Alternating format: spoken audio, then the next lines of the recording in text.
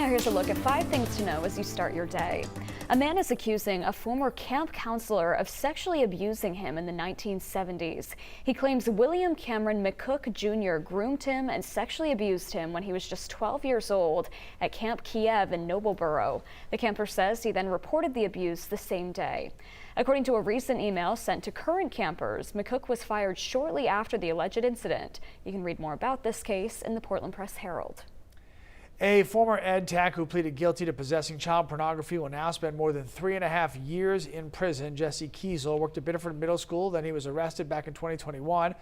Police say they found 600 photos, videos of sexually explicit material involving minors on his computer. Kiesel, after his jail time, will also serve 5 years of supervised release. Federal officials are starting a new campaign to try and get vaccination rates up in kindergartners. That's after a new report that shows rates dropped again last year. Before the pandemic, between 94 and 95% of kindergartners were vaccinated against diseases like measles and tetanus. Last year, those rates dropped to about 93%. Officials with the Centers for Disease Control and Prevention say the pandemic made it harder for some families to access vaccines and made some parents more critical of vaccines in general. If you still need health insurance this year, you only have a few days left to apply through the state.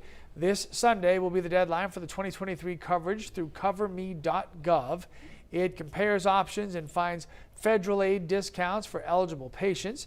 You can register through CoverMe online, or you can do it over the phone. And today is Portland Schools Superintendent Javier Botana's last day on the job. He resigned last month over problems with payroll in the district. Botana's been in this position since 2017. Many say he's worked to make the district more inclusive. 2 assistant superintendents will take his spot until the district finds a permanent replacement. All right, final check of the weather with some green gobbledygook on the radar. We've got a lot of rain this morning. Some of it will be on the heavy side, but it will taper off for the afternoon. The afternoon's a lot better. High temperatures around 50, so a balmy day. Gets a lot colder again this weekend, back to the mid-30s where we should be.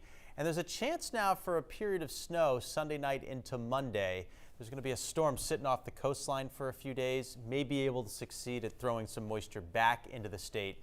And it would be cold enough for some sleet pellets or some snowflakes. Milder again middle of next week in the mid-40s when we get back to some sunshine.